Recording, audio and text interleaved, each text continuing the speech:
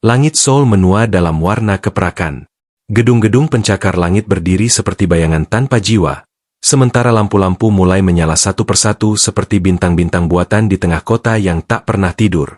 Di lobi lantai dasar Haejin Group Tower, detik-detik jam berdetak bersamaan dengan langkah kaki sepatu hak tinggi yang menggaung tegas di marmer. Kim Haejin keluar dari ruang rapat tanpa senyum, tanpa sapa, hanya anggukan kecil kepada asistennya yang tampak setengah berlari mengikuti dari belakang. Rambutnya terikat rapi, wajahnya nyaris tanpa celah. Ia bukan hanya CEO perusahaan besar, ia adalah simbol disiplin, kekuatan, dan jarak. Sebuah sedan hitam mengilap menunggunya di depan gedung. Seorang pria muda berdiri tegak di samping pintu belakang mobil, mengenakan seragam sopir hitam sederhana, posturnya lurus seperti baris nada pada partitur. Ia membuka pintu dengan gerakan sopan, sedikit membungkuk. Haejin meliriknya sepintas. Wajahnya belum pernah ia lihat sebelumnya. Mungkin ini sopir baru. Ia tak terlalu peduli. Du Kyung, ucap si sopir dengan suara rendah, memperkenalkan diri sekilas saat ia duduk. Tapi Haejin hanya diam, sibuk membuka tablet dalam genggamannya, matanya tidak berpaling. Mobil melaju perlahan keluar area perkantoran, memasuki lalu lintas sore yang padat. Di dalam kabin senyap itu, hanya suara putaran roda di atas aspal dan sesekali desah napas panjang dari balik kursi belakang. Du Kyung menyalakan radio mobil, sebuah stasiun musik klasik, dengan volume kecil. Tak ada reaksi dari belakang, tapi ia menangkap dari spion bahwa wanita itu tidak mematikannya. Itu mungkin satu-satunya bentuk izin.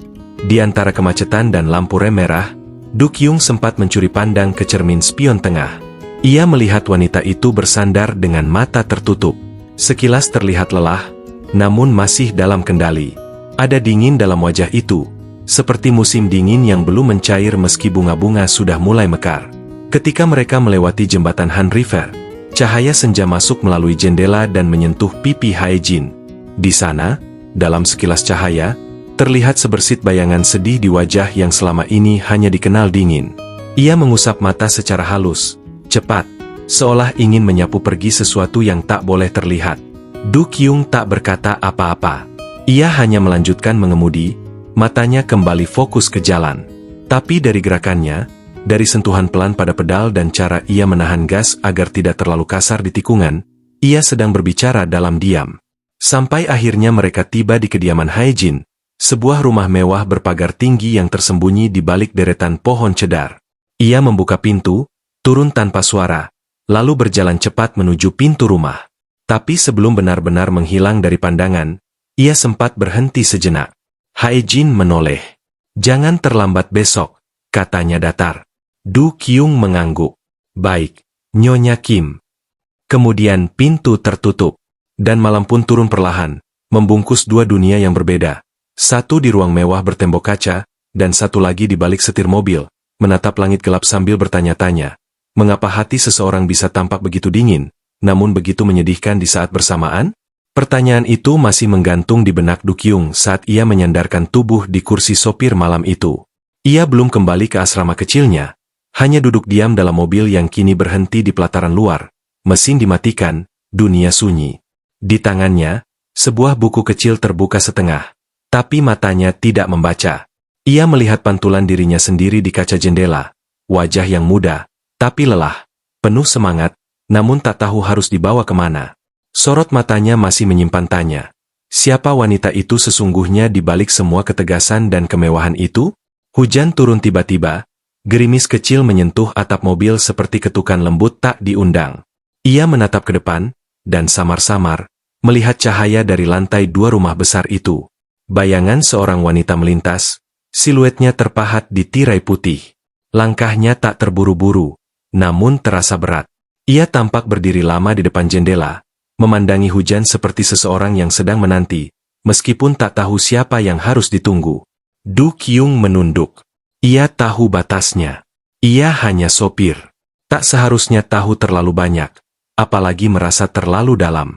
Hari-hari berikutnya berjalan dalam rutinitas yang tampak tenang namun penuh ketegangan diam-diam. Haejin tidak banyak bicara. Ia duduk di kursi belakang dengan ekspresi tetap, tenang, kaku, dan tak bersentuh. Tapi Du Kyung mulai memperhatikan hal-hal kecil, bagaimana wanita itu selalu menatap keluar jendela saat mereka melewati kawasan Hanok, bagaimana jemarinya mengetuk pelan kursi saat lagu tertentu diputar, atau bagaimana matanya terlihat sayu setiap kali mereka melewati kawasan perumahan tua di Mapo. Dan pada hari Rabu yang dingin, kejadian kecil itu terjadi. Mobil melaju pelan dalam perjalanan pulang. Hae-jin tampak memandangi layar tabletnya, tapi tidak menekan apapun. Sesekali ia menghela napas pelan, napas yang nyaris tak terdengar. Saat mereka melewati bundaran dekat jembatan, ia tiba-tiba berkata, "Berhenti di sini." Du-kyung, tanpa bertanya, menepikan mobil. Ia turun, membuka pintu untuknya. Tapi Hae-jin tidak keluar. Ia hanya duduk diam. Wajahnya menoleh keluar, ke arah jalan yang basah oleh hujan semalam. Sepi. Daun-daun menguning beterbangan. Beberapa terperangkap di sudut jalan. Du-kyung berdiri tegak di sisi pintu yang terbuka, tidak berani menatap langsung. Menit berlalu. 5, 10, mungkin 15. Waktu menjadi lambat. Lalu, tanpa suara, Hae-jin akhirnya melangkah keluar. Ia berdiri di bawah payung yang Du-kyung pegang, tapi tak memintanya. Hanya diam. Tatapannya mengarah ke sebuah toko bunga tua di seberang jalan, tertutup, gelap, dan mungkin sudah lama ditinggalkan. "Aku pernah punya mimpi," gumamnya pelan, "tidak kepada siapa-siapa. Tapi seseorang menyuruhku menggantinya dengan warisan." Du-kyung menunduk. Ia tidak menjawab. Kemudian Hae-jin melangkah kembali ke dalam mobil, kali ini tanpa suara apapun. Di dalam mobil, sepanjang jalan pulang, tak ada satu kata pun terucap. Tapi di antara mereka, ada sesuatu yang berubah. Bukan kedekatan, bukan pula kehangatan. Hanya retakan kecil pada dinding panjang itu, cukup untuk membiarkan udara masuk. Dan dari udara itu, lahirlah pertanyaan baru dalam hati Du-kyung. Berapa banyak luka yang harus dimiliki seseorang, sampai akhirnya mereka merasa tidak perlu lagi bermimpi? Pertanyaan itu melekat dalam benak Du-kyung seperti embun di kaca jendela pagi hari. Tak bisa diseka begitu saja, tak bisa diabaikan. Ia tahu dirinya hanya bagian kecil dalam dunia Kim Hae-jin, tapi setiap kali ia melihat wanita itu terdiam terlalu lama, atau memalingkan wajah saat sesuatu menyentuh ingatannya, ia merasa seolah sedang menyaksikan reruntuhan istana megah yang pernah dibangun dari pengorbanan. Hari-hari berikutnya seperti lembaran buku yang dibuka perlahan. Tak ada percakapan. Hanya jeda yang semakin dalam, dan kehadiran yang perlahan menjadi kebiasaan. Satu malam, mobil berhenti di depan sebuah hotel bintang 5 tempat acara amal perusahaan berlangsung. Du-kyung diminta menunggu di basement parkir.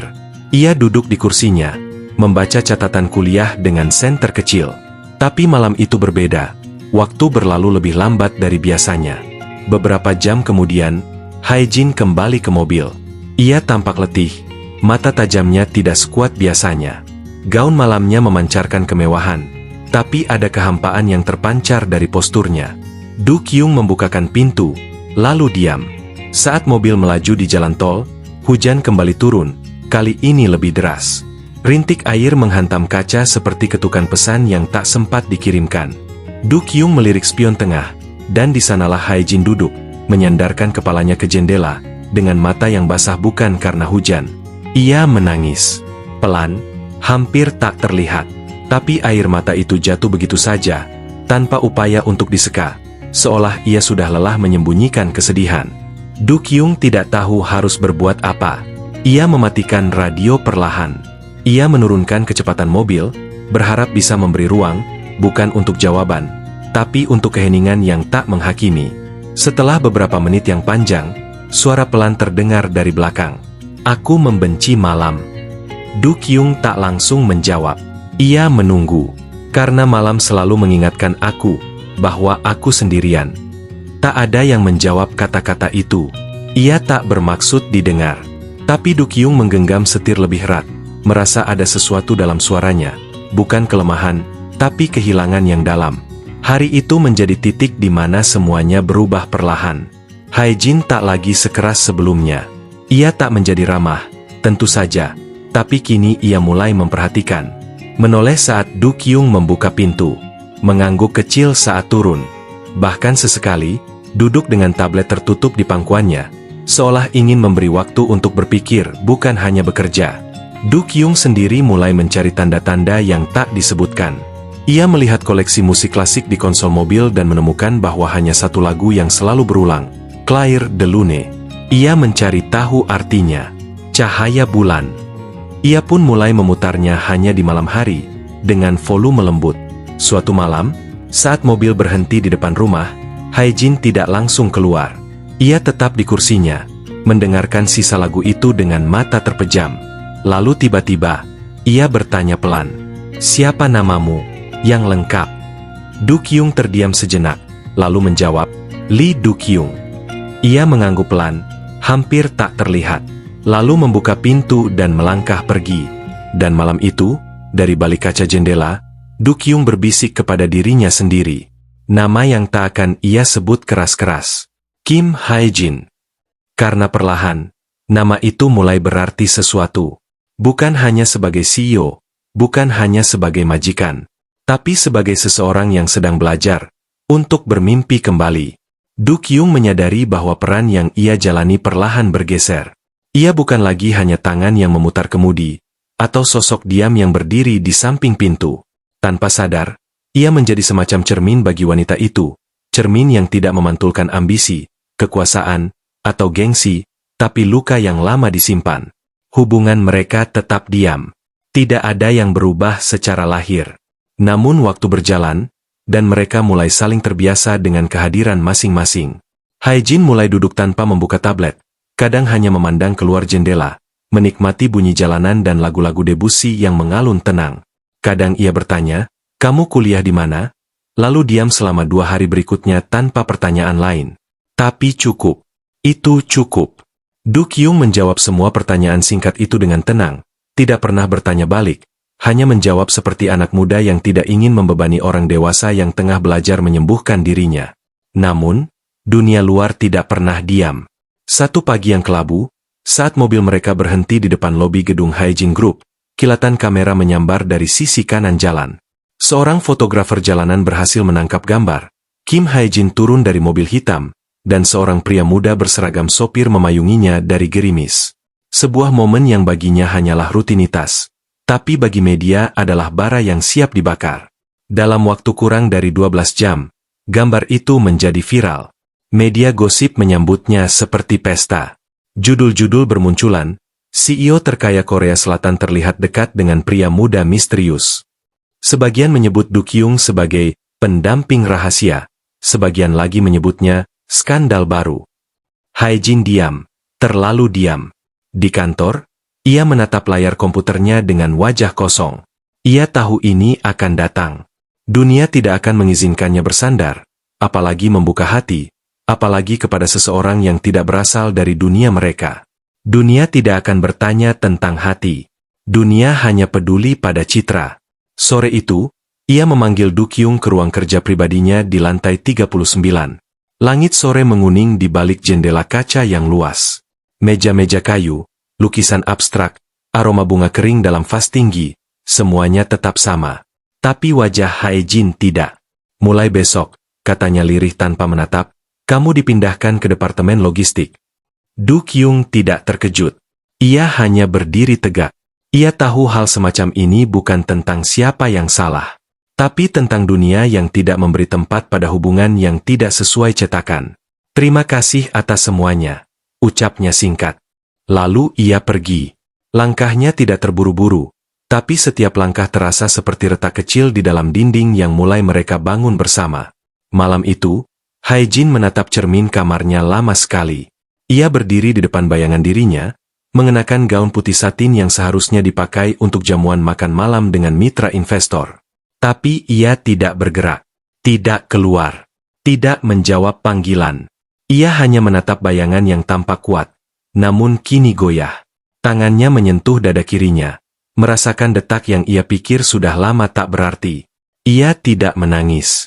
Ia hanya duduk di ujung tempat tidur, lalu memutar ulang lagu Clair de Lune dari ponselnya, seperti seseorang yang tengah mencoba mengingat sesuatu yang hilang atau seseorang.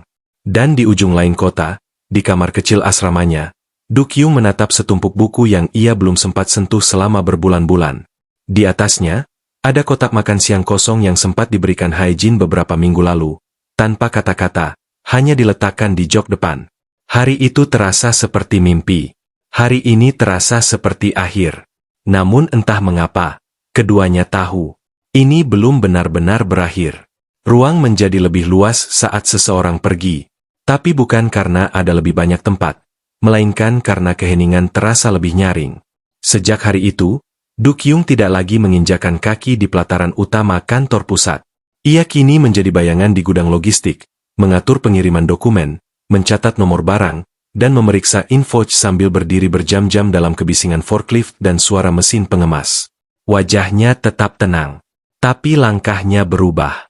Ia tidak lagi menatap langit setiap pagi saat keluar asrama, tidak lagi mengecek jam dengan gelisah, takut terlambat menjemput.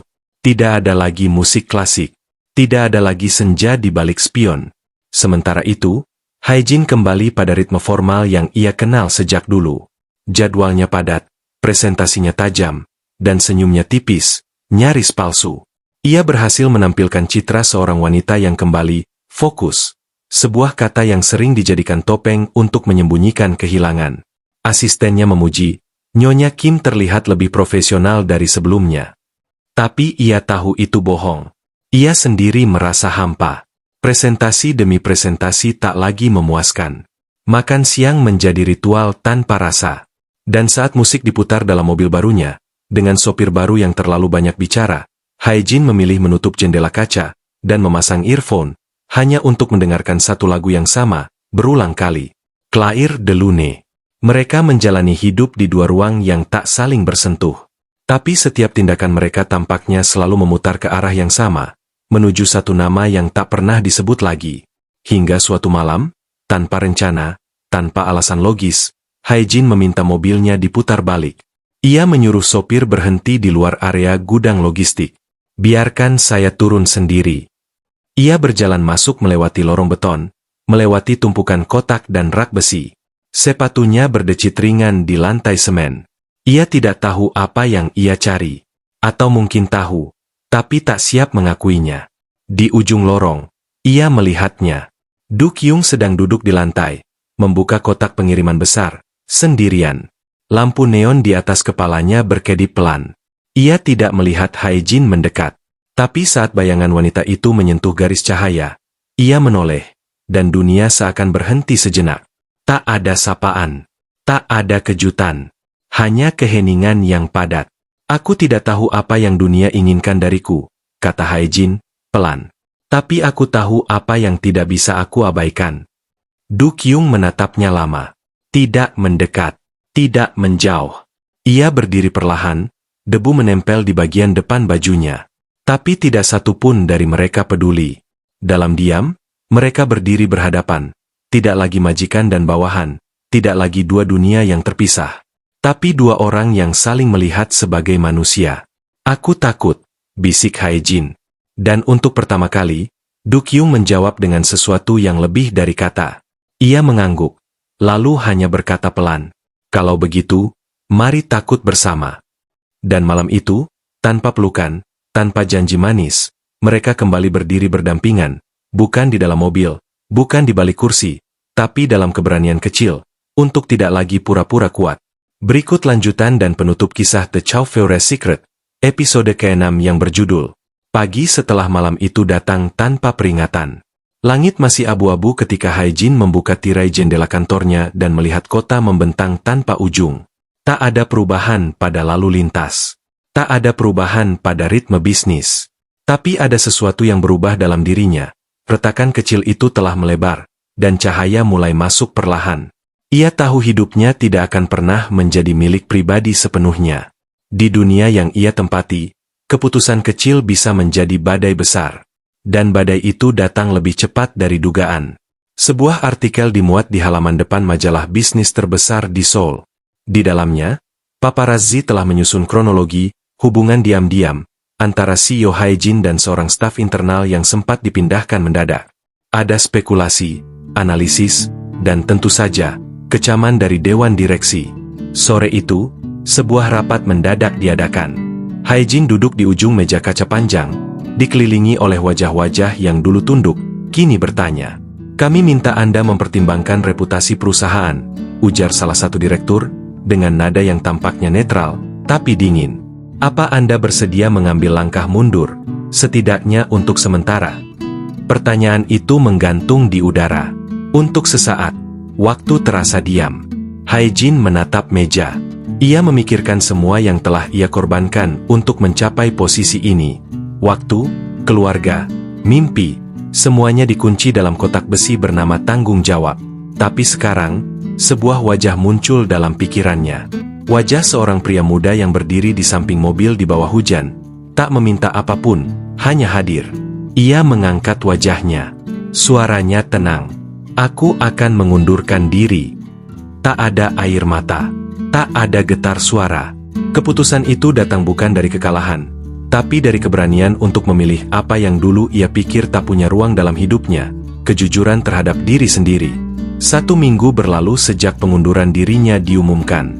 Dunia bisnis bergolak, tapi Hae-jin tenang. Ia meninggalkan kantornya di tengah tatapan penasaran, mengenakan jas sederhana, tanpa wartawan, tanpa perpisahan meriah. Hanya 1 koper di tangan, dan langkah yang mantap. Sementara itu, Du-kyung kembali ke hidup lamanya sebagai mahasiswa malam. Ia tetap bekerja paruh waktu, kini di toko buku kecil dekat universitas. Tapi sejak kepergian Hae-jin dari perusahaan, ada keheningan yang lain dalam dirinya. Bukan kesedihan, tapi penantian. Dan pada suatu sore yang tenang, saat matahari mulai tenggelam, sebuah mobil hitam berhenti di depan toko. Pintu terbuka. Di balik cahaya senja, berdiri Hae-jin. Bukan lagi sebagai CEO, tidak juga sebagai seseorang yang tak tersentuh, tapi sebagai perempuan yang membawa pilihan, bukan gelar. Ia melangkah masuk. Tidak ada sapaan formal, tidak ada drama, hanya mata yang bertemu, dan sejenak dunia terasa tidak terlalu rumit. Apa kamu masih suka mengemudi? Tanyanya pelan. Du-kyung tertawa kecil. Kalau kau duduk di belakangnya, mungkin aku bisa menyukainya lagi. Dan hari itu, mereka berjalan berdua menyusuri jalan sempit di belakang toko buku, jalan tanpa nama, tanpa rambu. Tapi cukup untuk 2 orang yang akhirnya memilih untuk berjalan bukan berdasarkan arah, melainkan berdasarkan hati. Tidak semua cinta diumumkan. Tidak semua luka disembuhkan dengan kata-kata. Tapi kadang, keberanian untuk diam, bertahan, dan memilih berjalan bersama adalah bentuk cinta yang paling tenang, dan paling dalam.